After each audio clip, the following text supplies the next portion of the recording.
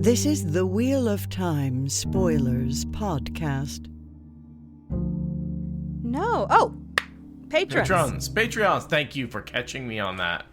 All right. So, since we last thanked Smoke It Man, we have had Russell Tyler Webb. Thank you, Russell Tyler Webb. And Jen D. Holly. Big shout out to Holly. Really, thank you very much for your donation. Really appreciate it. Thank you, Holly. Next, we've got C. O'Brien. Thanks, C. Thank you. And Sebastian Tromp. Sebastian Tromp. I like Tromp. Tromp is a good word. Like, tromping through a field is just, it's like the boots and sword thing. You just go stomping. Like, you get certain, like, rubber boots on, you just go tromping off through a field. It's a good last name. My, my name in French class in high school was Sebastian. Nice. Because it was the closest thing to Seth I could come up with, because they both began with the SE. Sure.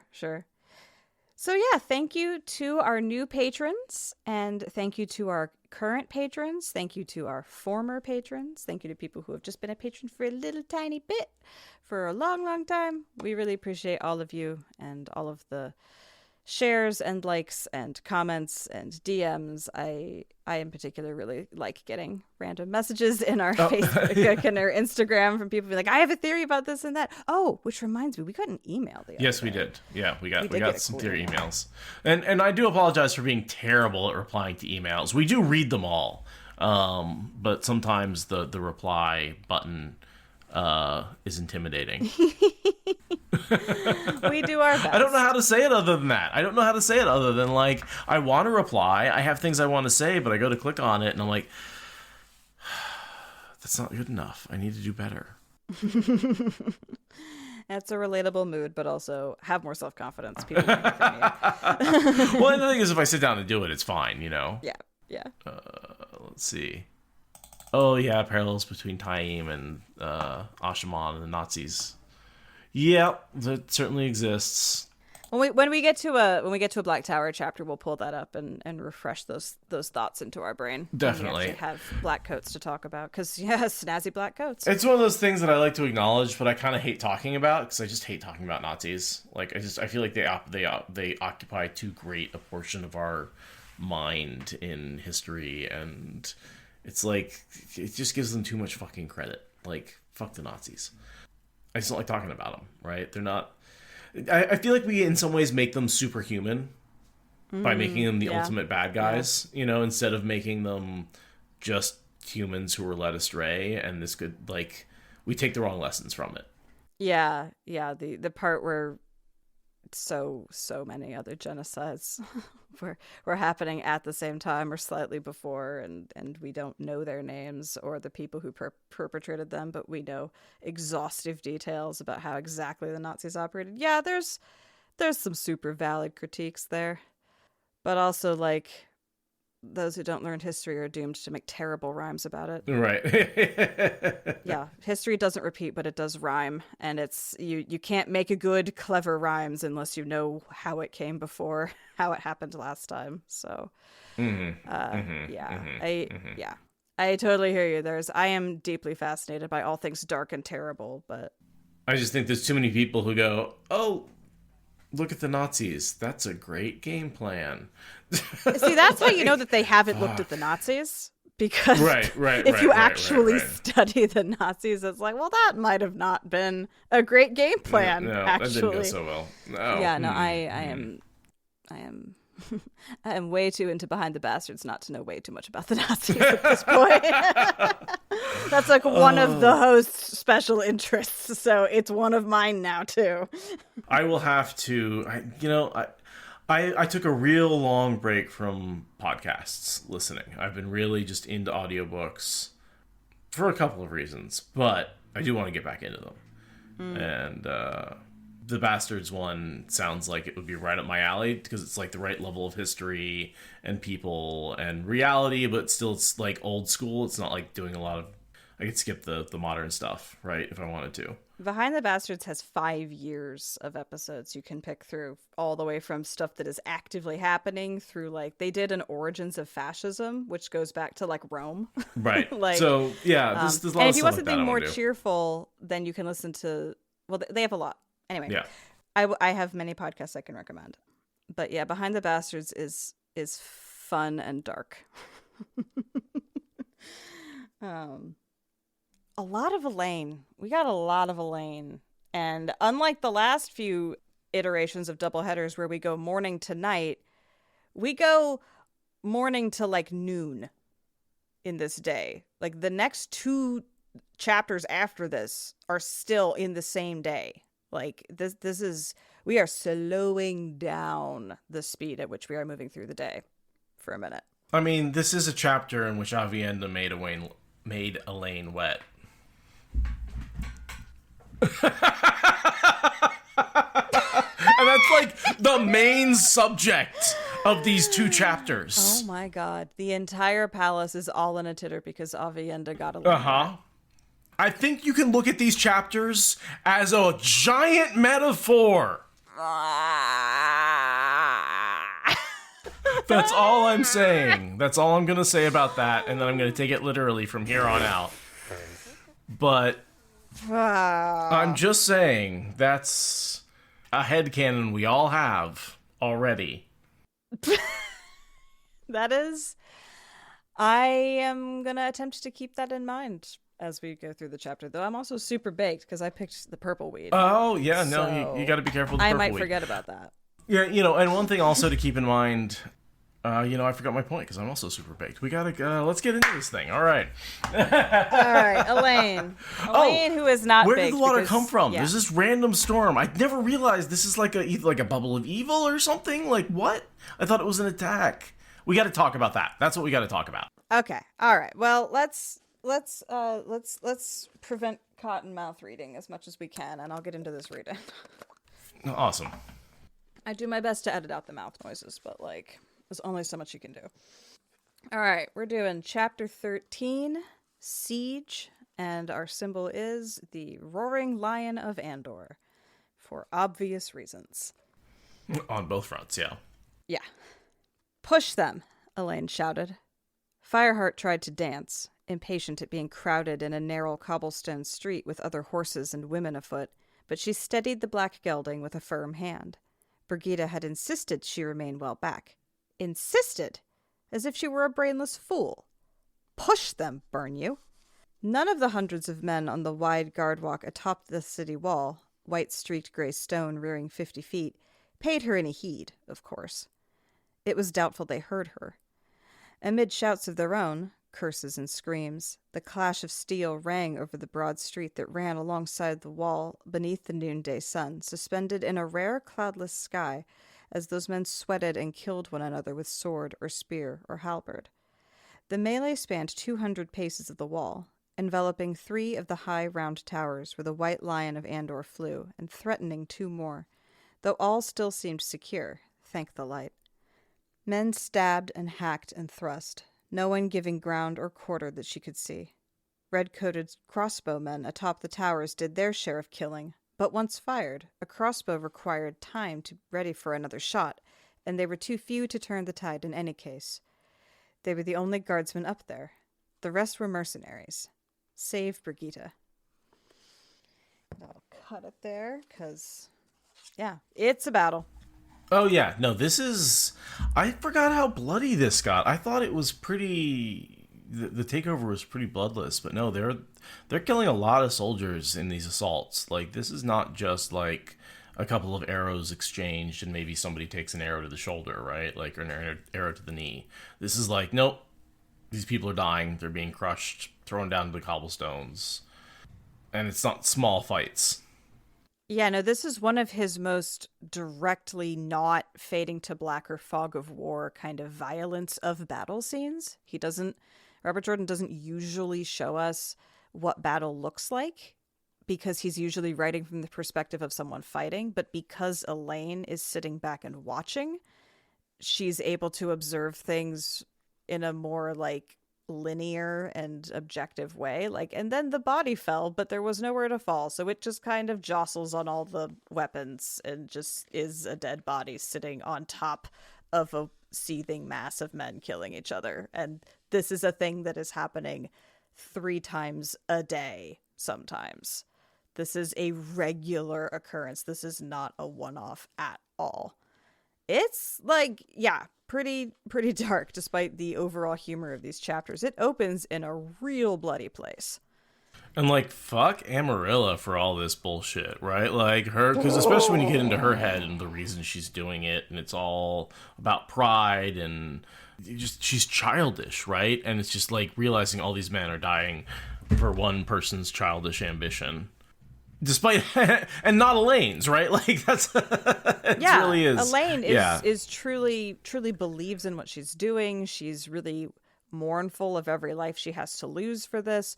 Aramilla looks at the soldiers as useless scum, better off dead, or something like that. Like, she's really antagonistic towards the people she's asking to die for her. And yeah, she's interested in like the wealth and comfort, and she thinks that that's what Elaine is in it for, and Elaine is absolutely not. So yeah, this is entirely for Aramilla's pride. But let us also remember that Black Aja very deliberately took her pride and used it as a container in which to pour meaningful dissent against Elaine. Like, this is not just because people suck. This is because people suck and are able to be used by the actual bad guys through their suckiness. Like, I just don't feel like Aramilla could have done this on her own. It's the fact that she has allies who are being pushed by Dark Friendery to be her allies that is allowing her to make so much death for us to observe. I want to think. So we can blame the Forsaken, basically, for all these deaths in the long run. In the long run, Aramilla had to be there to be the one that would be picked, you know? She's not blameless, but, like, we should remember that Elaine has a much harder fight than Aramilla should be able to put up by rights. And that's the Forsaken factor, which, you know, is very much a Black Aja factor. I'm pretty sure that we get lots of evidence of Black Aja's sisters being advisors in Aramilla's camp, I think. So yeah, I'd have to go back and do research on that. My brain turns off when Aramilla's in the camp. Like, something about Aramilla just makes me go, oh my god, go fuck yourself. I don't want to read about you at all. Like, for sure. But I don't think it's like direct Forsaken stuff. It's like Black Aja stuff. Right. Isn't like Black Aja stuff influencing like her? Because isn't her like main guy a dark friend or something like that? Something like that. I don't really like that plot either. I don't specifically remember. I just know that Elaine is having the odds stacked against her compared to Aramilla's vanity alone. What do you think about Elaine naming her horse Fireheart? On brand. Fair. But yeah, she's looking at Brigida, watching the fight. And almost runs into it, right? Because she's so impulsive, right, in the middle of it. And Cassile has to seize her bridle to stop her from going forward. She's like, what? I wasn't going to go in. It's like, yeah, you were. Yeah. First of all, Matt pulled that move like just a few chapters ago, and you and Matt are very similar. So definitely that is what you were doing. But also, this is the beginning of a set of chapters where we're really just going to hammer home how pregnancy make women be crazy. And it's tiresome. I don't feel like going on a rant about it every time it comes up, but like, let it be known that this is an inaccurate and specific and not at all universal interpretation of how hormones affect you. And I just don't have the energy to unpack it farther. I'll just say this. Robert Jordan says he based all women on his wife. They never had children together. So she didn't have an experience for him to draw on. I don't know if she had children before they were married. I think that's possible, but I don't believe they had children together. Sure. Yeah. He did not witness her going through this in the way that he witnessed her, like telling him what to do and whatever else he actually riffed off of for the characters.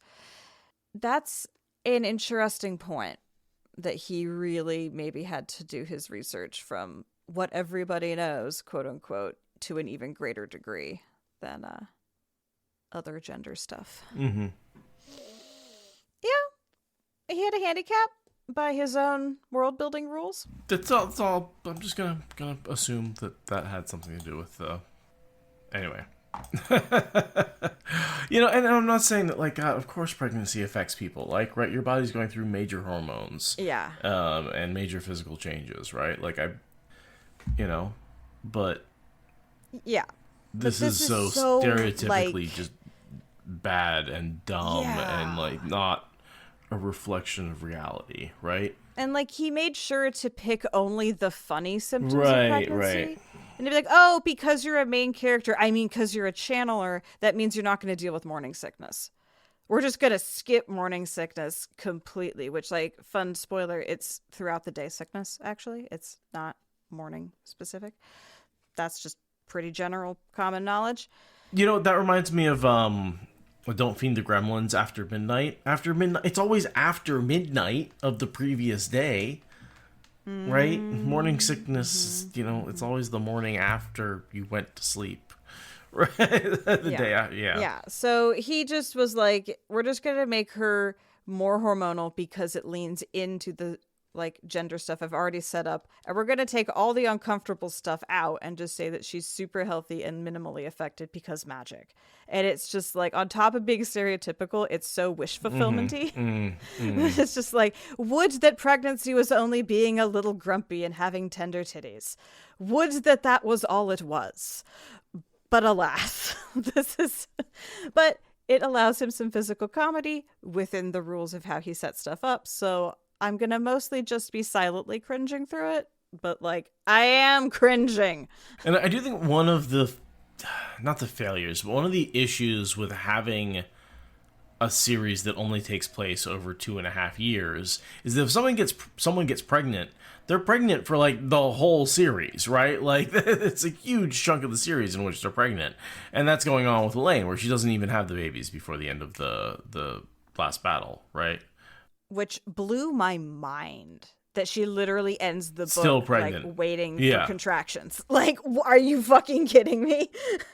and it's the timeline. There's no way she could be, when you look at the amount of time that passes between when she gets pregnant and when the last battle ends, there's no way she could have the babies in that time naturally, right? So there's just, like, if Jordan had just let a little more time pass in certain areas, right? There's certain places in this series where I think we could have forgiven. He could have let 6 months go here or there, and just been like 6 months later, everyone's leveled up and nothing's really changed. Right. Everyone's still plotting, right? All this stuff is going on, right? There's a couple of spots where I think he could have paused and said, time passes here. And it doesn't have to be a lot. But, he did it at the end of By the World, right? Yeah, it was like a 2-month jump. Yeah. If there had been a 2-month jump every book, he could have stacked up a whole nother 1.5 years. For stuff to happen. If he made a couple of those 6-month jumps instead, then, like, there's so many spots where he could have had breathing room because, like, they haven't figured out fast travel yet, or they need to wait for the crops to ripen or something like that. The Forsaken are coming out at a slower trickle. You only have, like, one every, New Year's. There's a new one to deal with. Something. Actually, don't do a lot during winter after Winter's Heart, right? Because everyone's frozen in snow, right? Like, concept. Everyone just hunkers down and waits. Right. Let a couple of a lot of this stuff resume, and then I know why he doesn't do it, and I really enjoy the fact that we, like, drill down, that we get as we get closer to the last battle, we get the time condenses, right, and we sort of see the months before and the days before leading up to it. I like that concept, but she just doesn't have to still be pregnant. So we hear about how she's using the kinswomen, right? That's a big part of this defense. They've retreated to the inner palace. They have lookouts, and whenever there's an attack, they use the kinswomen to gateway in to counter that specific attack, rather than trying to defend all the walls everywhere. Which is, of course, a just-in-time, don't fuck up, like, there's no margin for error defense. But it does mean you can defend the walls with way, way, way, way less people. Yeah, it's a smart way to make use of minimal resources. Plus, she can't use the kinswomen to fight.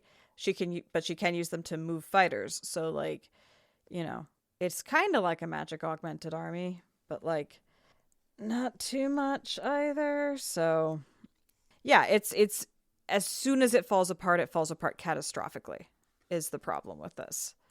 This works until it doesn't, and then what are you going to do? Well, you get more soldiers, which is what happens at the end of this chapter. Yeah, she's in a war of attrition, and Robert Jordan was like, oh dear, these lines are going to cross at the wrong point of the timeline. I'd better just insert 10,000 men with a fan name, because there's a fun story behind Charles Gabon's name. It's actually a fan name.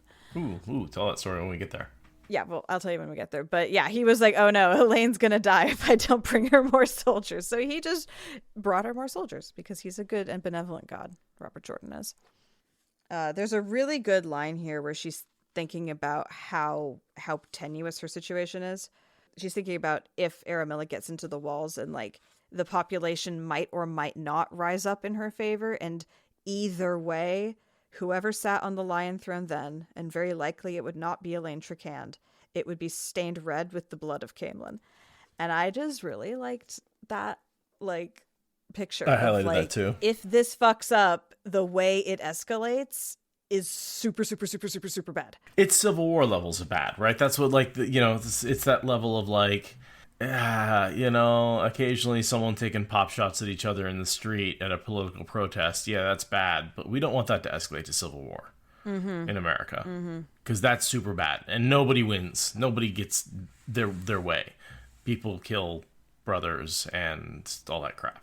Yeah. I was thinking about that also, the Civil War specifically analogy with a little bit later when she's talking about how some people have a ghoulish fascination in staying to watch the war go down, because that happened with the Civil War. Like, people would like pull up chairs, pull up on hillsides to like watch the war happen. I've seen Gone with the Wind. Also, I have heard of it and feel like I should watch it because it's starting to feel like a weird hole in my Americana lore, because I've heard so much about why it's a problem. But like that, it also happened in towns, right? Like even the Revolutionary War and every war that goes through a city. Some people stay to fight, some people stay to watch, some people can't leave and so are forced to either fight or watch.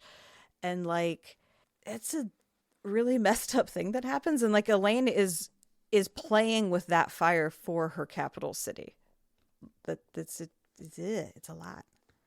No, and she's considering, burning all of Low Caemlyn to the ground to prevent them from having cover, which is just, like, drastic. Remember, like, all of Low Cairhien, the Foregate burned, right? And that was essentially, a terrible, terrible, devastating thing for them. So she's trying to avoid that, but she considers it. Yeah. And her reasons for not doing it don't start with not burning people out of their homes. Her primary reason for not doing it is strategic. And her secondary reason is like, and that would be a PR disaster. It's pretty uncool as a ruler to burn down everyone's homes and businesses. And we can't make sure it doesn't spread to the inside. And then we'd be really screwed. Yeah, I mean, she's playing with fire literally and metaphorically. But there's also all these arsons going on inside Inner Caemlyn, right, that she's trying to stop. And those are Dark Friends, right? Those are Melar's people. And yes, Lady Cheyenne. Yes. Or whatever you want to call her. Their people are out there starting fires to try and keep Elaine's people busy, basically. And they're trying to fire the food supplies. They're trying to create chaos and burn down the food, because that would create a lot of chaos. And yeah, that is a constant backbeat while all these assaults come from the outside.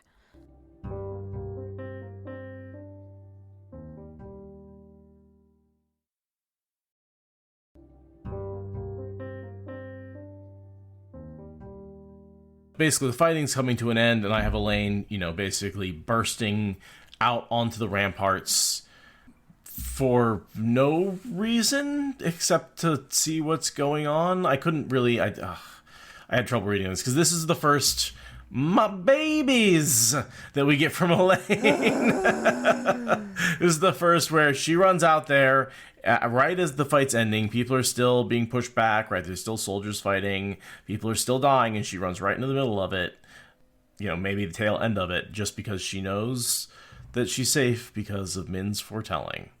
Yeah, and this is the part of Elaine's pregnancy arc that is completely separate from my frustrations with the pregnancy trope stuff. This is now the what the fuck has happened to Elaine's character that she is like a 9-year-old who's been told no, and now her entire personality is saying yes. Like, it's so frustrating how she refuses to accept the protection of people at all. And it's like, you are the literal attempting to be queen person, and you're mad at people for protecting you. And you're going to just fling this fucking prophecy in their face over and over and over again. You are tempting the wheel to roll you the fuck over and break your legs and take your eyes and your tongue and make you have an unanesthetized C-section on a fucking battlefield.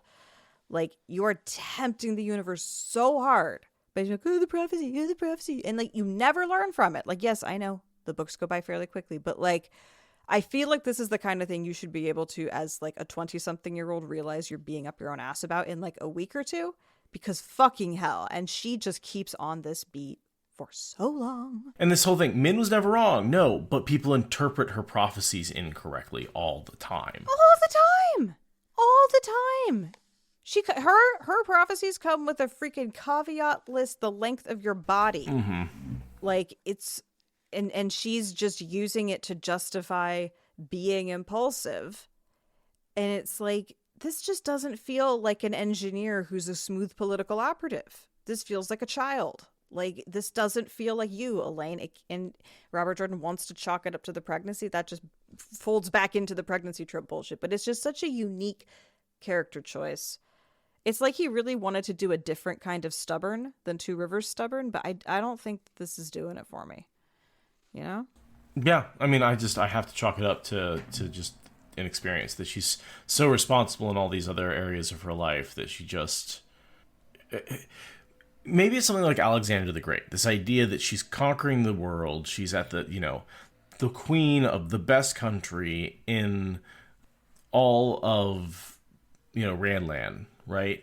And she's saying, hey, I'm just that great. I can do whatever I want. And there's a certain amount of ego and gambling that goes into being that successful and believing that you can do it above all odds and not seeing the dangers. And just, we see those people as blessed, right? They just walk through. They're gorgeous. They succeed at everything they do. They're constantly lucky. It seems like they take risks that would knock the rest of us down, but they just succeed time after time again, either because they're supported by people who just want to help them because they're pretty, or because they get lucky and someone hands them money that you wouldn't have expected. And you're just like, well, how do they keep getting away with it? And it's amazing. And I feel like Elaine is one of those people. And until something smacks her down, she doesn't realize that it's just, on the far end of the bell curve of just getting, things her way more often than not. And part of that might be also, we talk about Taviran by proxy, right? How much does she need to get lucky so that Rand can have the support and the general that he needs in the last battle, right? All that is tied into maybe her arrogance and her luck and a little bit of using this prophecy, right? And she is smart. That, we talk about how dumb she is, but there is a certain amount of, she realizes the implications is that she will survive to have her children. That's true. What she doesn't realize is just how risky it is for her children, for her limbs, for her eyesight, for her long-term health, for, there's just a lot of oh, come on, Elaine, there's so many more things than your health that are important. Yeah, and have you heard of babies dying after being born healthy? Mm-hmm. Or being born in imprisonment, or born without their mother right. because you die in the act. There's so much that could harm them. And I like your comparison to Alexander the Great because, super bisexual. Just so bisexual. Bisexual disaster. Much like Elaine. So, that works. She's not going a conquering like Alexander. But, Tuon makes the same leap under Sanderson's pen. She takes her Doomseer's visions and says, oh, that man's going to marry. I'm going to forbid him to marry until we win the war. Therefore, I have an unkillable soldier. And Min's like, it does not work like that. But also, for that one man, it is going to work like that because she saw the vision and like, it's just causality of prophecy being what it is. That will be true for that man. Right. The issue is he's going to get married in secret because he's in love before he goes off to the battlefield and get killed immediately. Yeah, or something, right? Like it's just, but Tuon also thinking like this does actually track with being, queen of a powerful empire, powerful nation. Like for her and Elaine to both immediately leap to the same conclusion, I guess does feel at least consistent with how Robert Jordan constructed his teenagers who were born to rule attitudes. So can you tell me, why is she going out there? Why does she go up to the ramparts? Is it to see? Is it to mock? Because she's mad at Brigida. Okay. She's mad at Brigida for being up there, putting herself at risk. And the way she expresses that is by also going up there and putting herself at risk, I guess. But that's all I got, is she's just mad at Brigida for pushing herself so hard and into so much danger. And this is how it comes out. And then there's this interaction with the mercenaries up in the field where she's like, why didn't you kill the men who are running away? And he's like, they're running away and they're mercenaries, and I don't want them shooting me in the back when I'm running away and I'm defeated, so I'm not going to shoot them in the back. That's kind of a truce, unspoken, thing that we do because we're mercenaries. And Elaine's like, no, shoot them all in the back. And then she later goes, that wasn't a good idea because they're not going to shoot them in the back and I shouldn't give orders that won't be obeyed. I like that we get that nugget of wisdom at the Yeah. end, but I find the whole interaction to be very like, look, there's rules to being a professional soldier. Respect the craft. Right. Okay? Right. Like, yes, mercenaries are a lesser instrument. That's why they're mercenaries. It's what it is. Like They work for money. They don't, they're not loyal to you. They don't want to give their lives because they can't spend money if they're dead, and they're there for the money. Yeah, soldiers for hire are a problem. Like, accept the fact that that's what you're using. Don't order them to go against their guild code of ethics. Like, or ask them to, because they won't, which I appreciate. And then we do get that good nugget of like, it's bad to give orders people won't follow because it just creates like, you don't have faith in your chain of command. If you're being given bullshit orders constantly, like then you've got some boy who cried wolf shit. You're not going to take them seriously ever, even when it matters. And then I've got the setup for why Gaibon ends up becoming her like second in command to Brigida, because Brigida's like, who else, right? There's old men, there's boys, and they're mercenaries, and there's me, and that's it. And so when Gaibon ends up bringing 1,000 soldiers, which is half again, they follow him. Mm-hmm. So he basically commands as many soldiers as Brigida does. So basically putting him on the same level of command makes sense. Right. He's willing and able, and she literally doesn't have anyone else. I mean, this is the seeds of why she has an issue with Gawain. She really wants Gawain to show up and do his job because that's what he should be doing. First Prince of the Sword is supposed to be the one up there manning the defense of Camelin. Although she wishes for Gareth Bryn, not Gawain. Notice? Well, yes. Later we get wishes for Gawain, specifically from Brigida, who's like, come the fuck on. Like, why is he not here? It's a whole thing later. But yes, here we're thinking about Gareth Bryn, and wouldn't it be nice if Gareth Bryn hadn't left, and Egwene gets to have him now, and it's a whole thing. Yeah, I think Gawain is still, he's been commanded by, he's outside Tarvalin, right? With the younglings. He hasn't gone into Tarvalin yet? Yeah. Because when he does, he goes in, and like that night they go in and rescue Egwene and bring her out. This is the night that he goes into the town. So for now, I think he's still in the outskirts, basically fighting Gareth Bryn, being a real dick and using his master's training against him. Yeah, because the news about Egwene being captured hasn't hit his ears yet. Right. And then we have a bubble of evil, I say with a giant question mark. Yeah. This storm is weird. It's very weird.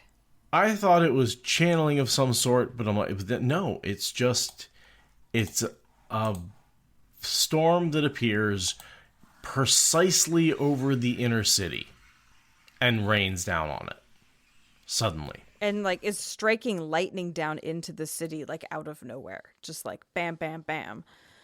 It's very not natural. No. There's no explanation ever given for it. I think we're supposed to take it as a mild bubble of evil. But, yeah, it's weird. I mean, okay, Encyclopedia Watt says, this appears to be another random bizarre event rather than an intentional attack of some sort. And so I just kind of think of it as like the thinning of the veil. In an alternate reality, it's raining, and somehow the thinning of the veil happened just over the city because of the population density and the way Teleron Riyadh works and the way things in people's minds make them real, so the city's real. And we know that Teleron Riyadh is leaking into the city, so maybe the mood of the people is leaking into Teleron Riyadh in some way that's causing, an alternate reality to slip through and it to be raining in the city itself. Or maybe, some teenage male channeler just discovered how to channel by calling up a storm out of nowhere because someone, called his mom fat one too many times. And next week he's going to be hightailing it out of there to go to the Black Tower and hoping that no one ever knows that he's the one that started that storm. It could be anything. Lila Jen says, why does my brain think it's Avienda? And I'm like, oh, that would be great if at night she's getting up and making causing the conditions for storms to happen because she loves the rain every night, and then getting up and being like, where is this coming from? This is great. I like that, but no. That'd be funny, but that's definitely not what's it's happening. not. But because then it would be a proper storm, not this weird right. shelf of dark clouds popping out of nowhere. And then Avienda turns it into a normal storm, right? She takes this tight ball of thunder head and turns it into a more just Oregon day, just kind of raining. So what you're saying is she takes this tight ball of tension hovering in Elaine's city and uses her power to just let the tension out of that really tight storm. And as that storm spread out, the rain came down, getting Elaine quite wet. Is that what you're saying? Yep. Yeah. Okay. Just want to clarify. Yep. Just want to clarify. That's exactly what I was saying. Mm-hmm. Mm-hmm. Yeah. Anyway, ending the podcast. I'm going to go back and put that whole beaver brother tangent thing that I edited out from the last episode. I'm going to put it back in. No, take it out. Take it out. Yeah, so Elaine becomes wet in response to Avienda having a good time. She loves to watch water falling from the sky because she's Aiel. And just she in her same mind, she's thinking about the pregnancy and being like, this was Rand's bloody fault, not her sister's, not Avienda's, right? And just how she's thinking about them in the same, he got me pregnant, not her. They both make me come, but only one of them got me pregnant. Exactly. Oh, yeah, definitely.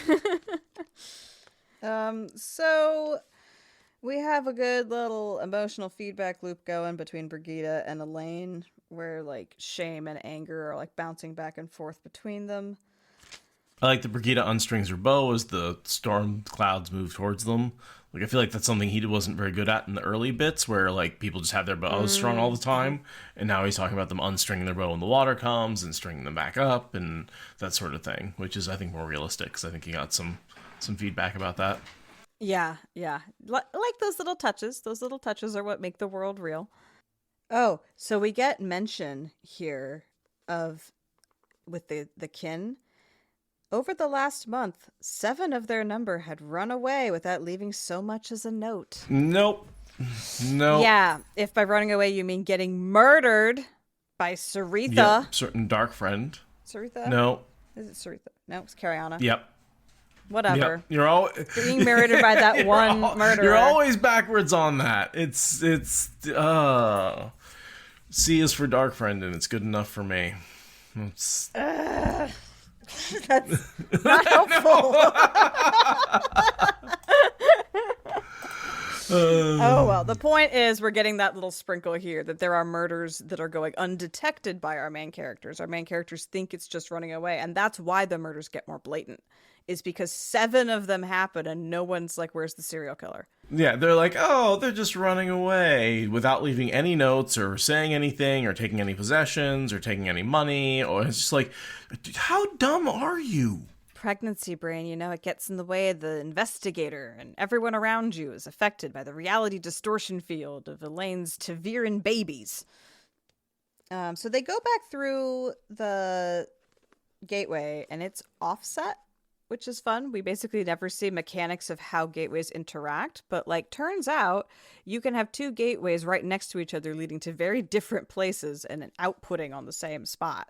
That would be a pretty cool optical illusion, because you could walk from left to right of that where they meet, and on one side it would look, you'd be able to see into one reality, and on the other side you'd look into a different reality. Yeah, that'd be fun. That would be fun.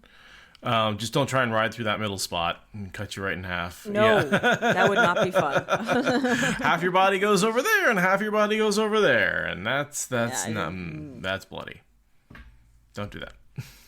There's a reason he describes the edge of gateways as sharp as a razor, or sharper, because that's essentially what they do to people. Mm-hmm. Yeah, that was a fun little... It was fun. And it was and they get to ride next to each other. And I don't know, it's just a... yeah, I liked seeing those mechanics. I highlighted that whole paragraph in blue, and I was like, this is a cool gateway mechanic. Yeah, we need more of that. More of the mechanics. Less of the cool whiz-bang innovations or the straight-ahead descriptions. More of the, side quest of how do the mechanics work.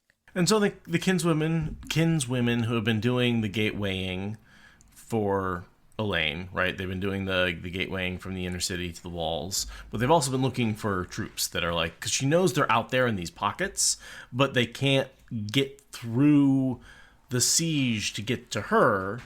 And if they group up in too big of a group, they'll be crushed by Aramilla's troops. So they kind of have to stay quiet and small, or else they're going to be found out and eliminated. Yeah, it's an awkward position to be in. And so, because obviously Elaine wants all her troops inside the walls, and so, whereas Aramilla still has all her troops outside the walls, and she can just run around crushing little groups that declare for the queen. But Gaibon... Yes. Yeah, they ride through, and there's just this apparently endless stream of men coming through the other gateway, and they're like, whoa, whole bunch of new recruits, not just a dozen armsmen, but this is a serious contingent. And it's this lieutenant dude who introduces himself as Charles Gaibon. And I recently learned, again from listening to Wheel Takes because I'm a hopeless addict, that Charles Gaibon is a fan whose wife won a contest to get to name a character, and she won the contest and put in her husband, who is the actual fan's name, into this, and it's the description of him is based off of what she sent in. This is a real person who is a fan of the series, who I forget what the context of the contest was, but yeah, his wife was like, hey, so I got you into Wheel of Time. That's a thing that's happening now, and he gets to be a pretty dank character. Yes, he does. This is not some random villain or a red shirt. This is a very cool dude who's totally going to be Elaine's third warder. Sanderson did a lot more of that in the last 3 books. He put a lot of his beta readers in to various characters, or at least named characters after them. Most famously, Matt Hatch is the innkeeper, right? And the Dusty Wheel, yeah. And the innkeeper's wife, right? And yeah. There's a few other. Yeah, there's a lot of names, but that's the one that we know really well. So, but yeah, I thought this one was really cool because I don't think Jordan did it nearly as often, right? No, I think he did it a handful of times, and it was always a different. It's always a different story. Mm-hmm. Whereas, Sanderson was like, I need a slew of people just sprinkled across here. Because I really do feel like Robert Jordan did a lot more of pulling from history and stories, because he's trying to remake our legends, right, over again.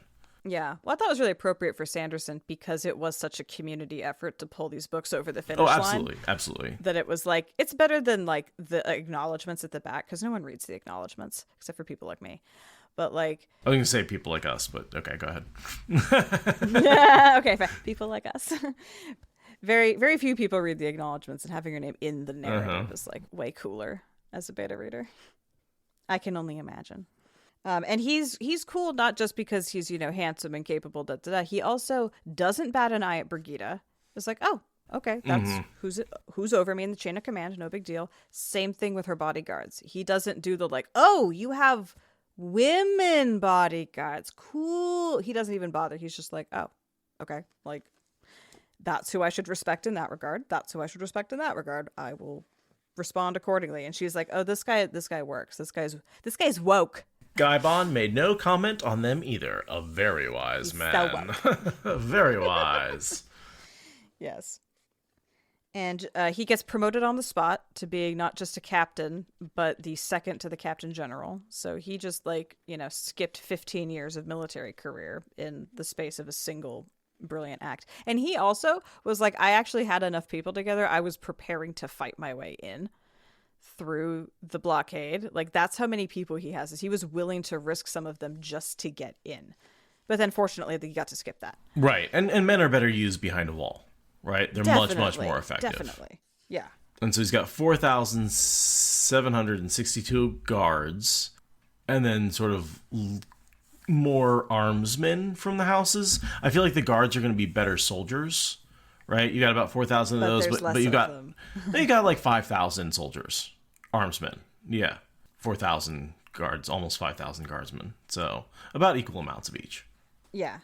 Yeah, he brought a huge contingent of very trained soldiers and a huger contingent of able to be trained, like ready to go, like beta soldiers. Like, they're not actually ready, but they're close enough. You can make them to professional soldiers real quick, even in the middle of a siege. They can hold pikes pretty easily, right? Like, yeah. And they're not like old men or boys. Like, they're actual like men-at-arms, proper men-at-arms. So yeah, 10,000 is a pretty big boost to Elaine's numbers.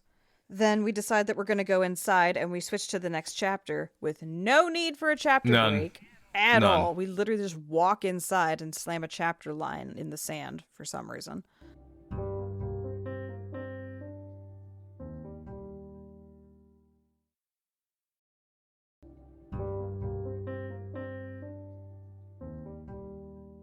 And you've got a sea folk symbol, because we're dealing with some sea folk during this chapter, I guess. Right, because that's who we're now, negotiating with. And it's called Wet Things, which I think is supposed to be a reference to the Shan Chan, but again, my dirty mind. It's a reference to the fact that she's wearing wet clothes, right? And she can't get dry. Yes. And that's the and whole... it could be a reference to the sea folk, right, because they are from the wet place, wetlanders, so to speak. But yeah, now we've got our Avienda is the cause of all that wetness. Right. To integrate into the canon. Right. And so, yeah. Right. So, yeah, the whole theme of this chapter is just everyone being like, oh, you're wet, you should go get dry, and then stopping her from doing so because they need to take care of their business. And that just happens over and over and over again until she freaks out at the end. Well, at the end, they do their business, and then she gets told to dry off, and that's why she yells. That's why she screams. It is kind of a good bookend to the montage of people. Yeah. It is. It's a funny joke with some setup, right? It's this idea that if Robert Jordan was a stand-up comedy, he would have sprinkled this little bit throughout his routine and then ended his whole set with just that scream about how, I'm trying, all right, to get dry, but no one will fucking let me. Totally. Yeah. So I appreciate the humor, and I think this is, when I talk about like Jordan actually does humor really well, I do think that this is part of it. No, because it's partially physical comedy and partial verbal comedy. He's actually like blending the two. And that it is fun. It would be more fun if he wasn't leaning on a couple of world building planks that we've already criticized. But right. It is satisfying when she's like, I'm calm. I'm screaming my head off. I'm calm. And she's done this before. She did this in the circus too. Yeah. Brigida was there for that also. It's an Elaine move. And as a person who gets very loud when they're upset, I can relate. And this is always, I don't think it's so much Elaine being pregnant as just, this is Elaine's personality, as she's dealing with so much stress and so many people and so many things, including a pregnancy, which is stress inducing. Right? Like, it's just like, of course she's going to have this sort of more volatile emotions that are all over the place. And it's also like she has this fire heart, right? She named her horse after, like, she has this very volatile heart that is very expressive sometimes. And then she has to calm herself down and, like... And I think it's funny that both she and Egwene are getting this sort of reputation for having a temper. But yeah, you're right. I mean, she literally did this before she was pregnant. This is how Elaine snaps. This is Elaine's autistic meltdown. Like, she's not autistic at all, but like, this is her hitting her meltdown point. This is what her meltdown looks like, and like, eminently relatable. Too many people are asking me too many things. Yeah, and I'm just going to create a little space because no one can be within the range of how many decibels I'm putting out right now. Right. Do you want to read us into this, or is there any need? I really don't think there's any need. I will point out that the tapestries are 2 seasons off from the current outside season, and I think that that's a cool interior design choice. That, like, they have seasonal decorations that are always from the other side of the year. Oh, okay. That's just an Andorran thing that they do in the buildings in the palace, and I like that aesthetic if you're going to do seasonal decorations. Yeah, you want contrast, basically. Yeah, I mean, it's not like full-blown like putting up Christmas decorations in July or anything like that, but like, like having autumnal stuff during spring is like, I mean, that's kind of a vibe. Like, the contrast would be interesting. My thought when reading that was just that because the seasons are so fucked up from the Dark One touching the world, that the decorations were out of season because they're what the season should be, not what it is. No, this is just how they do it. This is just their custom. Got it. And she also thinks about how she looks at the tapestries of battle sequences with a very different eye than when she was a kid. Like, when she was a kid, it was just all the glory of battle. And now she knows that battle isn't glorious, but also it is necessary. So it's important to, like, have this artistic reminder of it, even though it's not as pleasant. She just watched a man go splat on cobblestones, right? Like, that's not pleasant. No, it's not. It's not pleasant. But sometimes it is a necessary fallout from maintaining your hold on power. And you are, in fact, the only person who could possibly manage this city well. So I guess we'd better make men go splat. We see Renee Corley. Isn't she? She's killed by... She's the one who makes them realize that these are killings, not disappearances. I believe so. Yeah. So her death is the one where they're like, okay, this is a dark friend killing off these wise ones. We need to do something about this. Right, because we know that Rianne's not the kind of person who would run away. Right. Like, we're building to that here. Like, she's the leader. She's invested in things. Like, yeah. I also love this one line from Robert Jordan. Give anyone a sword and boots, and they began stamping. There's certain outfits, certain accessories that just give you a certain attitude. Dress anyone like a soldier. Yep. I love shoes that click. Like, shoes that make clicky, snappy noises on the ground. I have always been fascinated by clicky shoes.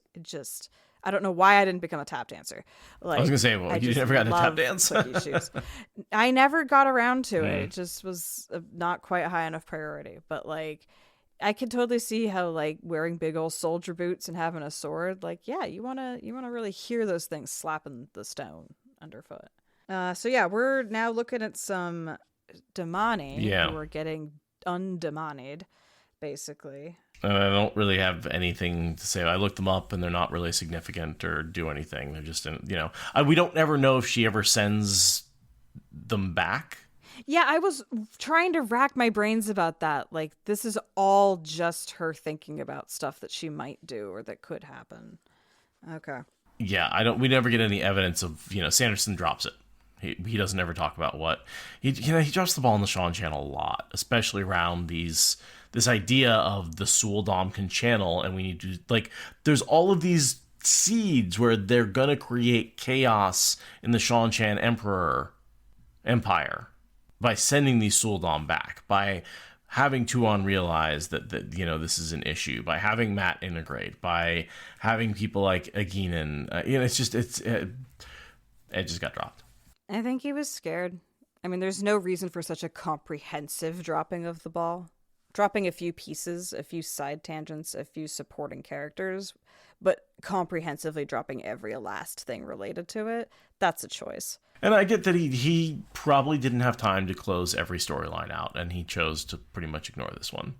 But it's such an important conversation, both the Damani coming out of it and the Suldam coming out of it. Like, those are two different sides of it. That, like, if Robert Jordan's using this as a chance to explore, like, the American unhealed wound of slavery, then, like, he's asking us to interrogate that here. And I'll postulate this is why he failed on Matt. When he admits that he didn't write Matt well, it's because he didn't... This whole storyline about the Sean Chan coming to realize they need to reform slavery should have been part of Matt's storyline and his rounding out and him becoming an adult. This idea that he needs to stop Chuan from, and whatever her power of her, you're now, the empire in Sean Chan's dead, the Empress is dead, that's in chaos. You have a new empire on this side of the ocean, and that empire needs to not be based in slavery. And Matt needed to be the one to convince Chuan to do that. And if we had that Matt who had matured to that point, we wouldn't have gotten the immature, regressive Matt that Sanderson gave us. And that would have been a really excellent way to continue to grow that character rather than resetting his growth in book, the first book that Sanderson wrote, and then sort of having him progress again through a whole nother maturity plot line. And he ignored it. He didn't use it, and and I think that's why we get a miss on Matt in the last 3 books. Yeah, he was sowing seeds here that feel like they should go somewhere, and unfortunately they died on the vine. Yeah, so that's just a thing. It's good writing. There's not a lot to talk about in a spoilers context. So they continue down the hallway, and Rianne calls out Brigida for not sleeping, which is fun. Just this reference to the kin all followed many crafts during their long lives, always changing location and craft before anyone took note of how slowly they aged. I just think that would be so fun. I know. Just go from craft to craft, like learning different crafts and having different lives, and always having enough gold in a sack in the back of your house that if you're not good at that craft, you just, you're just basically in retirement. Yeah. And take all your investments from being a very successful merchant and starting over, just over and over and over again. Yeah, it's very vampire-like, too. Yeah, totally. Yeah, it's super cool. Like, yeah, the concept of immortality doesn't bother me at all, because it's like, you mean I have all the time in the world to pick up as many hobbies as I want? Mm-hmm. Mm-hmm. Like, I don't see the problem with this. Like, where's that vampire? Like, bite me. Yeah, Let's go. Yeah. How many times can I read the Wheel of Time? Can I memorize it word for word in eternity? I would assume yes. Right? Yeah. Yeah, I've got some sections memorized. I do not. Oof. My memory is weird. I have a lot of trouble with repeating sentences that people say to me. It fits, parts of the audiobook fit into the same part of my brain that can hold song lyrics. I can't hold song. That's the thing. I can't hold song lyrics. My favorite songs, I can kind of sing along to them. But even with the lyrics out, I can barely remember what they are. Right? I have to be reading them. Even songs I've heard a million times, I've sung along to a million times. Can't keep those lyrics in my head. Interesting. That's like, you would have done so bad at theater. Yeah. Oh yeah, absolutely. There's a reason. I mean, I would have been great at making the sets for people, but I would have been awful on stage. Sure. And there's a couple of times where I did we had movie projects. I was in high school, right? And people were in movie classes, and so they make little short videos, and they were my friends, and because my friends were nerds, and they were like, okay, you're going to be this character. I was so bad at my lines because I couldn't remember them. I couldn't keep them in my head. I had to be able to see them. And so every scene I'm in, you can see me reading my lines because I have them somewhere off screen. So yeah, it's definitely something that I struggle with, is specific wording, specific memorization. Like I'm very good at breaking things down to what they mean, but I have very, very poor detail recollection. That's interesting. I have a problem with words, but number sequences fuck me up. Like, in remembering, like, the order of instructions, the order of directions, like, that I cannot do. And, like, songs and books, I don't get it the first time. like, but it comes into focus with repetition. And like, I definitely think that having done, I was in Waldorf, so we had to do a play every year, 1st through 8th grade. And me being me, I was the lead character as many years as they would let me be the lead character, which was to say every other year, because there was this other girl who also really liked being the lead character. So we had to trade off. It was terrible. But yeah, it's a very, very particular part of the brain. I can imagine surviving just fine with that not working, but also like I worked that muscle so hard, I can't imagine like how difficult that would be. I mean, it's why you're a Radiopedia, right? You are a reference to the books because you have this ability to recall a lot of the lines that you've read and a lot of the scenes that you've read. And that's something that I found really valuable as we've done the podcast, because I can't. Yeah, like, no, that's interesting. I have my references open. I do a lot of research. I do a lot of looking things up and having tabs open and making sure I know whatever character is doing, and having it written down in a way before we start, because I can't recall all the scenes. And it'll happen even from week to week. I'll be like, oh, wait, what did we decide we were doing with that character? What conclusion did we come to? And you'll let me know. I am really bad at that sort of thing in parts of my life where it matters. Sure. Like what kind of car are we going to buy? I'm like, after like 5 iterations of the plan, I'm like, you just tell me. I don't know. I can't keep track of all these back and forth decisions we're making. So like in the real world where it matters, I'm terrible at this. But like useless information, I'm great at it. It won't be useless when we lose the internet and we're just huddled around a fire and have no books left. I'll be able to recite these books and everyone will be entertained all winter. It'll be great. I'm just depending on my shoulders to get me through an apocalypse. Just literally lifting, carrying, chopping. Like, it's valuable enough. That's true. Yeah. That's true. We do need muscle. Right. Okay. Doopy doo. Where are we at? What's important that's left here? Are we just to the sea folk? We could talk about the kin. No, we talked about the kin.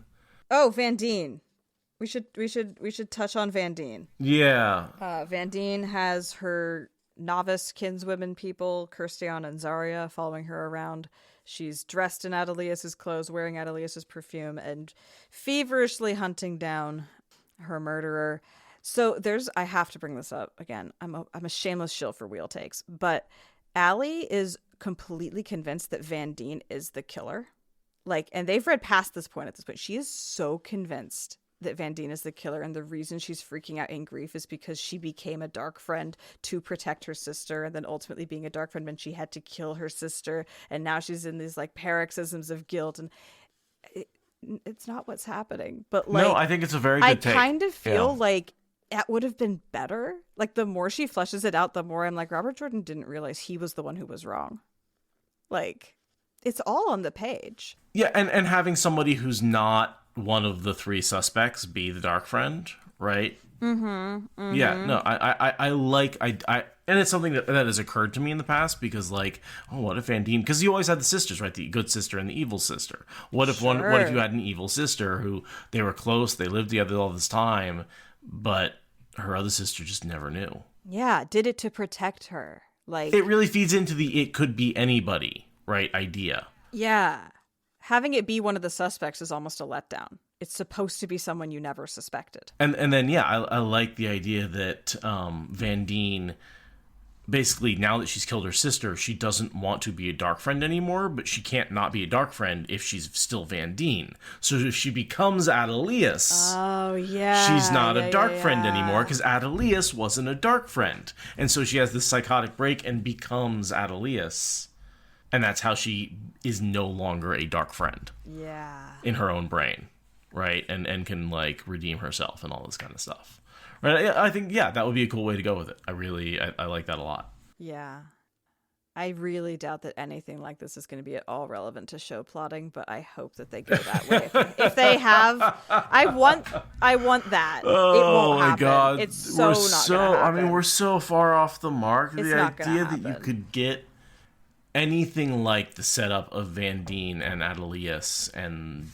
Well, I mean, unless it's part of how we learn Varen's actually, like, super Black Aja. I guess. She, like, fucking has to off her sister Van Deen. I guess, yeah. I mean, that I guess, now that I think about it, that is kind of how the show went, right? Because they combine Adelius and Van Deen into, Adelius on the show, right? Or Vandine. Which one do they name her? Yeah, it's Hornelius and Verandine. Right. That's how I'm remembering it. So, yeah, I guess it's possible that they could do like one's the dark friend and she ends up killing her sister, and that's how she goes out. Because, and then we would get, like you're saying, like the classic trope of like one good sister, one bad sister. Right. Which they've already bought into because they've made Varen the dark friend bad sister, right? Right. She is clearly the dark friend in that. Yeah, exactly. I mean, no, I trust that Vandine in the show is not a dark friend, because that would just be too much dark friendery for one family. Right. That would be the Spider-Man meme of, oh, you're a dark friend too. Hey. Yeah. Anyway, not to get distracted by the show. Not here for that. Yeah. And I highlighted Kareen, or is the dark friend, not Saritha.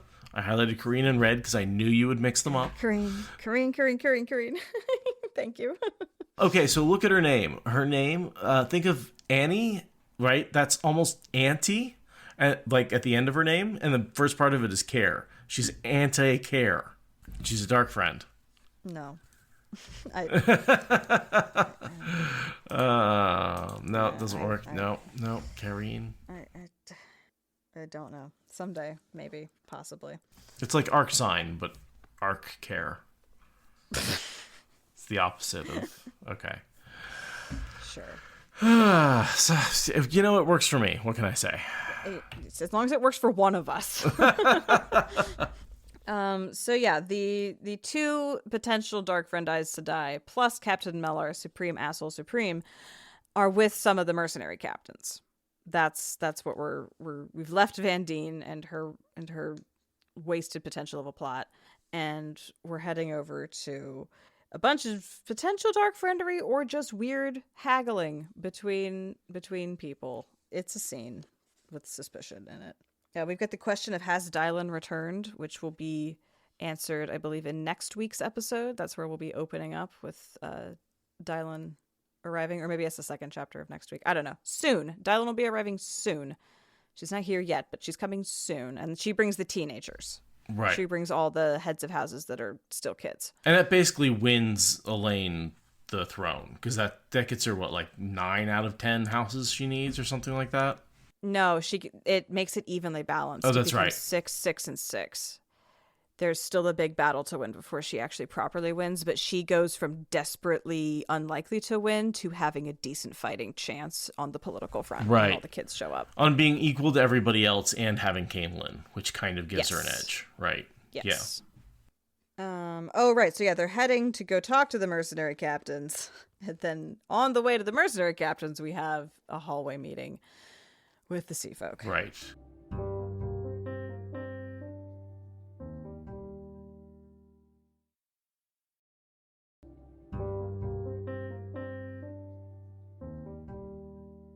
Because they're pissed because Muriel disappeared with one of their apprentices, Talon. Right, one of their apprentices, Talon.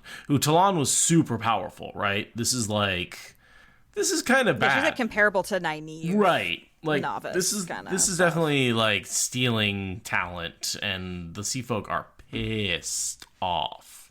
Like, really pissed off.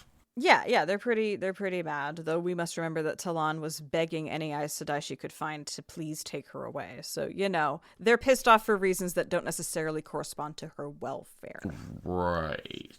Yeah, there's a certain amount of just we talk about how bad the White Tower treatment is, but then we see how the Aiel treat their folk, their channelers, and how the sea folk treat them, and it's hard. It's a hard life. Nasty, brutish, and long. Yeah. Because the power. If you survive the training. Right, yes. So, Brigida gives them the sea folk a bit of a chewing out, basically like, why aren't you working? And they say, well, we need to look for these apprentices. Like, you're hiding them, and we're going to go demand answers from the women at the Silver Swan. Now, the Silver Swan just always comes up in Camelin. And as far as we know, it's women who are loyal to Codswain. Right. Yes, this is that whole cobbled together headcanon thing. The Codswain cadre. But again, something else we never really get answers on. Why does Codswain have a bunch of women in the Silver Swan? What are they doing there? Why are they loyal to Codswain? What's the point? Why has this come up all the time? I've got no answers for any of those. Yeah, we've just got our cobbled together headcanon that it was a thing he had in his back pocket to pull out if he needed, and he just never needed to, and Sanderson didn't either. Here's what I'll go with is alternate way to reunite the White Tower, right, is that Codswain rises up as the new Amerlin seat with this group of independent sisters, and then that group grows and grows and grows and grows until it's basically dominating both the rebel faction and the tower, because the tower is pretty much empty, right? And so she took in a bunch of the rebels and a bunch of people who fled, the rest of the people who fled the tower, and you had nothing but, like, you know, a skeleton crew running the tower, which was Elida and a few of her flunkies, and essentially nobody else in the tower, right? You could maybe have this idea of this alternate gray tower rising up that was somewhere between the rebel tower and the loyalists. Maybe that's what he's and you know, because the silver tower, right? Because it's the silver swan. Ah, I like it. Okay, that's better. Right. Yeah. That's sort of what I'm thinking is, like, maybe he had this plan for the silver tower to rise up and reunite the rebels and the peasants. I could see, again, I feel like it was just something he was setting up in his back pocket in case he needed, like, a, you know, from left field with the steel chair kind of thing. Sure. And he just never quite wrote himself into a corner where he needed to do that. It's Chekhov's swan, and it's just the trigger never got pulled on that gun. Yeah. I also find it annoying that it's named Swan when we have a swan Yeah. with the thing. I'm just like, there are so many other things you could have named this other than nearly the deposed Amerlin's name. But fine, go off, I guess. You and your S name. Silver Swan, it's 2 S's. Come on. Golden Goose could have rung just fine. So yeah, they're like, we're going to go talk to the Aes Sedai over there and they'll give us what we want. And Elaine's just like, I mean, that's a PR nightmare, but I can't stop you. Like, do that, I guess. It's a big question for her. She doesn't really want to touch it with a 10-foot pole. We get some Windfinder lore in terms of their society when we see Rhaenyra, right? She used to be Windfinder to the mistress of the ships, right? And then she died. Yeah. And so now she's a raw apprentice again. She's down to 1 earring. This is the cycle of the Windfinders, because you outlive everybody you're attached to, and you have to rise and fall with your Windfinder, who is mortal. Right. It's a different take on what the kin do, where they reinvent themselves every few decades in a new trade. These women, they don't have to hide the fact that they live a long time, but they have to literally just live the chain of the whole process, the whole hierarchy, the whole chain of command. They have to live it repeatedly, because otherwise they're like demigod, semi-immortals that rule over everyone. Like that, we can't be having that. No, so we have to humble them by, like, every 50 years they got to drop back and start over. And in a lot of ways, it kind of reminds me of the Warder Aes Sedai relationship. Like, you're tied to this one person for their lifetime, and then they die, and you kind of have to start over and retrain somebody. You know, it's different in a lot of ways, right? Because obviously Aes Sedai status is in no way tied to their warders. But this idea that you repeat these relationships 5 or 6 times over the course of your life because you live 5 or 6 times longer than the person you're tied to. Right. Kind of like dogs. Oof. Yeah. Right. We all love our dogs. Yeah. And your status is determined Right. by your dog. That is actually how social status is determined. That's why I am on top, because I have Timber, and he is the best dog ever, Yes. and no one will ever argue with me. Absolutely. That is false. Yeah, you have a podcast army that will back you up. But yeah, not only do we learn about the general pattern, but we learn that with her, she was a pretty rough person when she was on top of the pile, so she's been having a pretty difficult time with her now superiors. Yeah. She fell farther than most and trod on a lot of fingers to get where she got. And humans being humans, we take revenge on people who treated us like crap, who are now underneath us, and she's dealing with a lot of that. Yeah, Elaine's like, that doesn't seem like Atha Mir custom, but it does seem like human nature. Which is, again, Elaine is very smart. She knows things. She's intelligent. She puts stuff together. This is part of why we find her frustrating when she makes what seem to be not consistent decisions. Right, because she's had the education, she's had the real world experience, she's got good advisors. You know, it seems like she should be able to make the right decision, and then sometimes she's just still a child. Yeah, which, like, in fairness, she is still under 25. And, like, your brain is not done cooking at this point. So, like, in all fairness, she's got a lot going on. Occasionally, some circuits just won't have quite closed yet, and you'll get a really silly response. That's super fair. I kind of want you to read us out from Elaine threw her head back and screamed. So yeah, my readout actually starts just before that. Okay. Because this needs to be a long read because it's just too funny to start at the end. The Windfinder stared her up and down, frowning. "You're wet," she said, as though just noticing. "It is very bad to be wet for long in your condition. You should change your clothes right away." Elaine threw back her head and screamed as loudly as she could, a howl of pure outrage and fury. She screamed until her lungs were empty, leaving her panting. In the silence that followed, everyone stared at her in amazement. Almost everyone. Avienda began laughing so hard she had to lean against a tapestry of mounted hunters confronting a leopard that had turned. She had one arm pressed across the middle as if her ribs hurt. The Bond carried amusement, too. Amusement, though Brigida's face remained as smooth as a sister's. "I must travel to Tyr," Chanel said breathily after a moment, and she turned away without another word or any gesture toward a courtesy. Renee and Rianne offered courtesies. Neither... curtsies. Renee and Rianne... I can't speak anymore. Dude, but Renee and Rianne? Seriously, Jordan? What? Reene and Reanne. He heard us complaining about all the S names and was like, "What about our names? You haven't complained about those." Jesus, I'm betting I think those are the same people. I probably never differentiated between them. Oh, it's because in the audiobook it's pronounced Reen. That's why I'm getting tripped up. Reen and Rianne. Ugh, yeah, it's very silly. Mm-hmm. Anyway. Reen and Rianne offered curtsies, neither quite meeting Elaine's eye, and pled duties before hurrying off. Elaine stared at Brigida and Avienda in turn. "If one of you says a single word," she said warningly. Brigida put on such an expression of innocence that it was palpably false, and the Bond carried such mirth that Elaine found herself fighting the urge to laugh. Avienda only laughed the harder. Gathering her skirts and such dignity as she could summon, Elaine set out for her apartments. If she walked faster than before, well, she did want to get out of these damp clothes. That was the only reason. The only reason. Yeah, she's not mad about anything. I just love her so much. I just, like, the throwing your head back and screaming and then just the silence as everyone just backs away.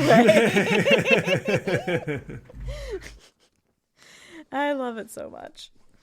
But yeah, she's been left screaming and panting in the aftermath of being wet.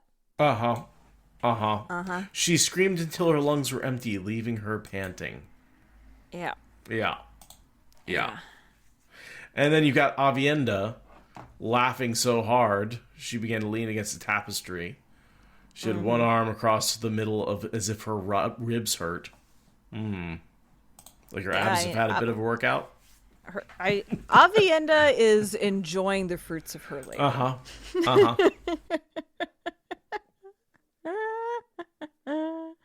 Look, we didn't make this up. Robert Jordan wrote it. We're just reading what's on the page. That's all I'm saying. We do not interpret anything at all. That's a lie. We interpret a few things. Not this, though. This is plain. We skimmed over a couple of the sea folk. We skimmed over a bunch of the kin. Like, we didn't talk about all the characters, but they're never separated. They're treated as a group in this, and they don't become individually important in any way that I could see going forward. No, it's like, do we want to just get into it for the pros of it all, or are we focusing on spoilers and how we can tease it apart? Because there wasn't a lot of that. No. In this. There's like the really good thing where, Jalari learns how to say I in reference to herself, and it's a tearful thing, but like, it never means anything later. So like it's just prose for prose's sake. And for world building sake and character building sake, I guess. But yeah. It's interesting getting farther into these books and starting to hit these patches of stuff where like I highlight it as I'm going through, but then like, yeah, we get to the actual point of podcasting it and I'm like, I don't know that this is something to say this much is about. relevant. Yeah. Like, yeah. It's just here. And it's like, I feel like technically you could say that about the entire books. Oh, it's just prose. It's just world building. Right. And like, yet we've made, hundreds upon thousands of hours of content about it. But there's just something about being on the downslope of the plot that just makes it feel like, yeah, we've already covered that. Even though these are characters we haven't covered before, it just feels like we've hit that sort of prose appreciation, like saturation point or something. I don't know. I really do feel like it's we've hit this point where characters are hitting the end of their character arc, right? And so in a lot of characters, the end of their character arc comes fairly abruptly, right? Like they just stop being on page, right? Like, and we can say, well, this group we think this group was in this situation in the last battle, so we can make assumptions that this person is most likely a prisoner, dead, alive, retired, whatever. We can sort of make assumptions about that, but in a lot of cases, they are assumptions because we don't get specifics about these very minor characters. Which makes sense. Like, there's a certain number of fucking words on a page, and they have to be about Andral and Pavara, apparently. And I think there's ways to do it.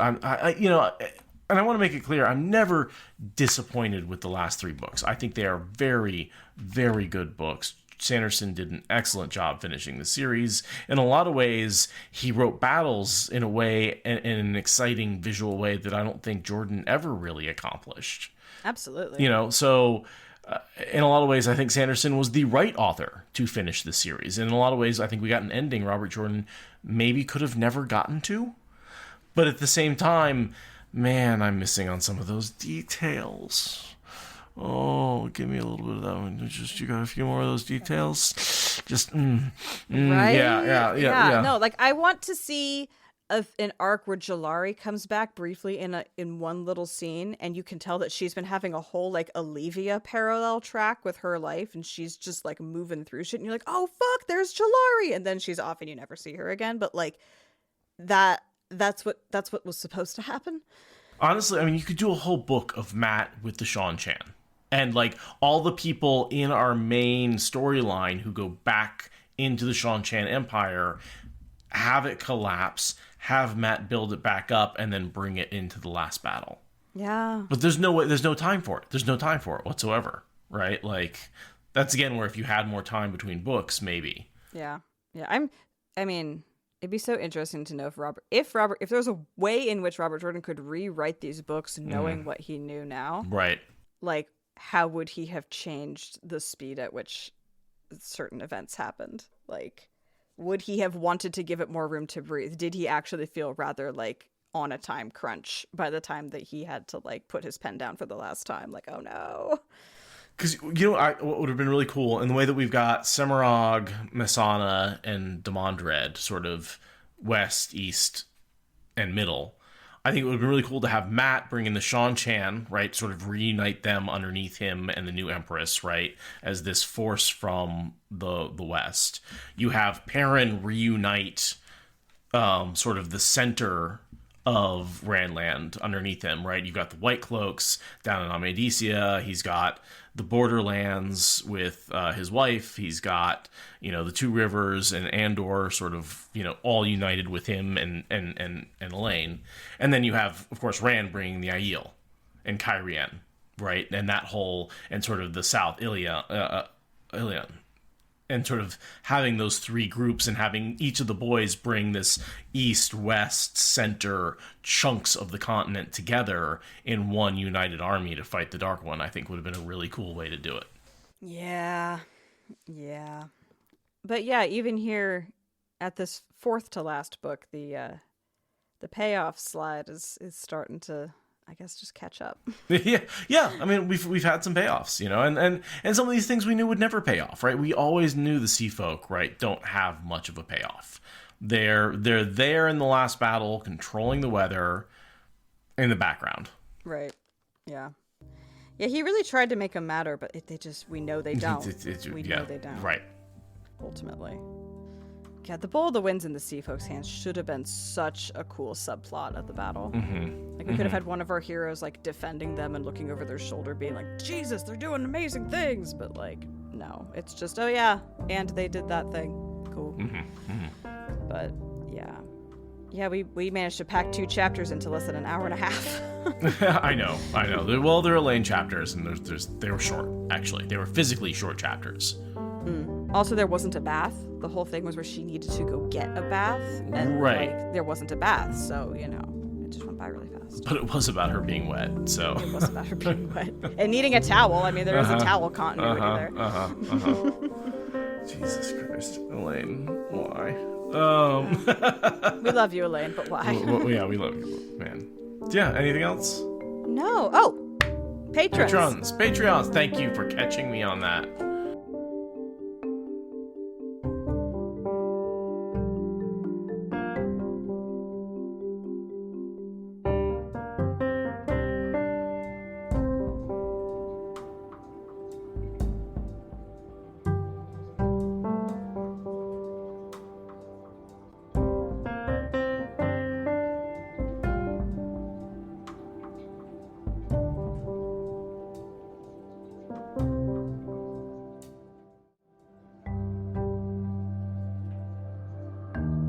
The eclipse happened. We didn't talk about that at all. Oh, fuck. We didn't talk about the eclipse at all.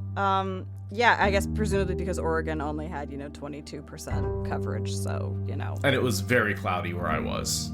It was only thinly cloudy where I was, so we could totally see it through the clouds. Mm-hmm. It was, nice.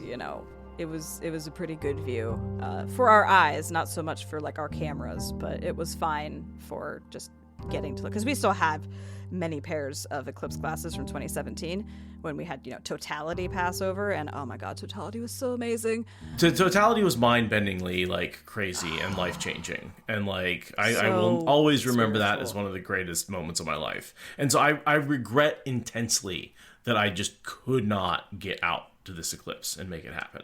Absolutely. Same. It was just like, I don't have the ducks to put in a row to make going to this path of totality a thing. But yeah, having witnessed it properly in 2017, it's like, you should get to see it once in your life. Everyone should have, like, the witnessing of an eclipse, like, on their bucket list. Because, oh god. But, like, more so than vacationing anywhere, more so than any experience I've ever had, more so than any, like, witnessing the eclipse in real time was the closest thing I've ever had to just being like, I don't want to say religious experience because it's not, but it's the holy shit, we're on a ball floating through space. Yeah, there's this falling sense. Yeah, of, like, yeah. Oh, wow. I am really just exposed to, like, space here, right? Like, there's, like, and that thing is just, like, in the air, not that far above me, like or not in the air, obviously, because it's in space, but in the in the you sky, get a sense of the scale of the Earth, Moon, Sun system. You're like, oh, that's how big everything is. That's how vast space is. That's how small we are. And it's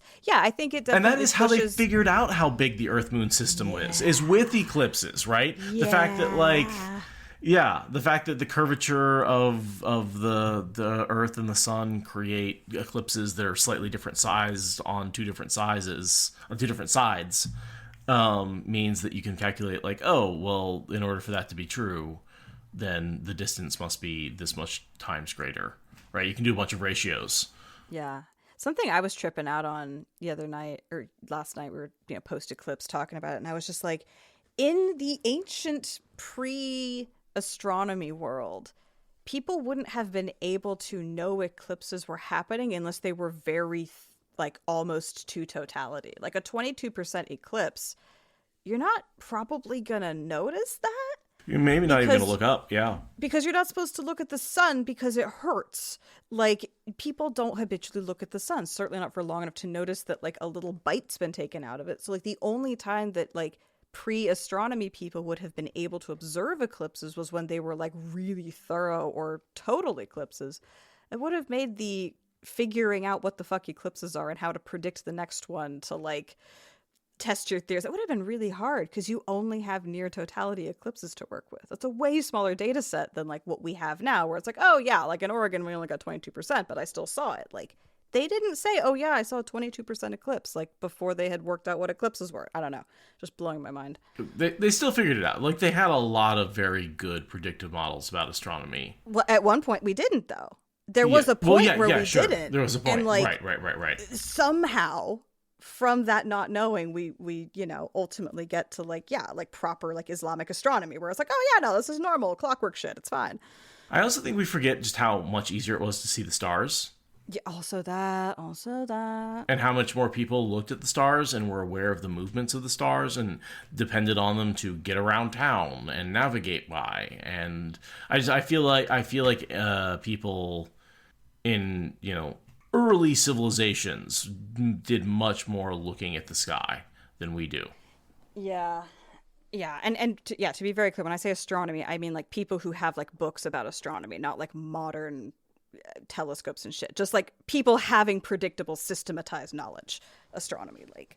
And we've seen some ancient clocks that do seem to predict a lot of like eclipses and stuff like that, dating way, way, way, way back. That was It's one of the most important things to figure out, because that was the other thing I was thinking, is like, if you don't know an eclipse is coming, and you can't watch it for the 2 hours while it approaches totality, you don't realize that an eclipse is happening until it's fucking on you, and you didn't realize it was coming. Like, that would be the longest, 4 minutes of your life. Because when we're watching them, we're like, oh, this is the speed everything moves at. We're watching it. We're looking at it. We're checking on it. Like, we know it's like a short 4 minutes or 2 minutes or 6 minutes or whatever. But, if you're pre-knowing how to predict eclipses, that would be the longest 4 minutes ever. Because you have no idea why or how fast, when is it going to be over? How would you know? I wonder at what point the knowledge went from, oh, fuck, what is going on? Something's eating the sun, to, oh, yeah, eclipses, they happen every once in a while. Yeah, somehow we turned this nightmarish scenario into, a predictable phenomena. Right, right. And on the power of, sticks and strings and, men eating mushrooms and staring at the desert until shit made sense. Wild stuff. I love human brains. We're so cool. But yeah, the eclipse was mild yet fun here. It's always nice to just get even that little sense of vertigo from just a 22% coverage, just to be like, God damn, there really is a rock out there between us and the sun. I walked outside, it was cloudy. I could tell it was much colder during the time when the eclipse was supposed to happen, but sure. the sun was, basically lighting up, I had half the sky lit up by the sun, and that was it. So there was I could maybe see a decrease in light and definitely feel a decrease in temperature, but that was as close as I got to it. Yeah, we couldn't see the sun properly through the clouds unless we were wearing the glasses. And then, oh yeah, there it is. They were just really thin, good at blocking visual light, but not so good at blocking the full spectrum. So we got lucky, got to witness that. And some really cool pictures from totality. Definitely, as per usual, the photography of an eclipse is just, they've all got their own distinct fingerprints. I remember the one from 2017 very distinctly, and now I'm starting to learn what the one from 2024 looked like. It's got different little pink bumps on the side and stuff, Because the atmosphere is a little different. Yeah. On the sun. And they just think it was the moon's atmosphere, but nope, it's the sun's atmosphere.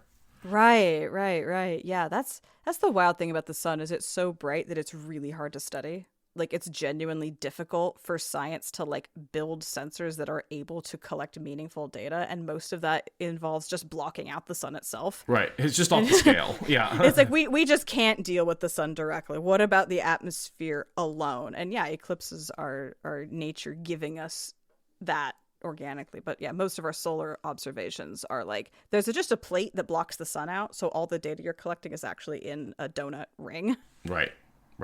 Not true for space-based stuff as much. Obviously, we do have space-based telescopes that look at the sun properly. But I think they also kind of block out the sun. Oh, they do have that. We have cool pictures of the sun properly. Sure. I don't know quite actually where we got them from. Might have been Earth-based. I don't know. I think they're Earth-based, and I think they're very, very specialized telescopes. Because I've seen backyard people do it with a lot of very expensive equipment. right? So it is doable to get like you can see the swirls on the sun's surface. Yeah, but like you have to know what you are doing. It is hard. It takes, a small personal fortune to get the equipment to be able to take those kinds of pictures. Yeah. Or you could just have a filter that puts a metal disc where the sun's going to be. So that way you don't have to build sensors that can deal with all that intensity. It's very cool stuff. Solar science is neat. Yeah. Suns are crazy. And then just the fact that we do so much like frequency mapping of light on external suns, and that's how we figure out like what they're made of. And then like we see a sun's light through the atmosphere of a planet orbiting the sun, and then we can figure out what the difference between the sun's light and the sun's light that goes through the atmosphere is, and figure out what the atmosphere is made out of. And that's in a different solar system. It's just, that's wild to me, mind-boggling to me. What are we, how, what? Like, yeah, space science people think of the wildest shit.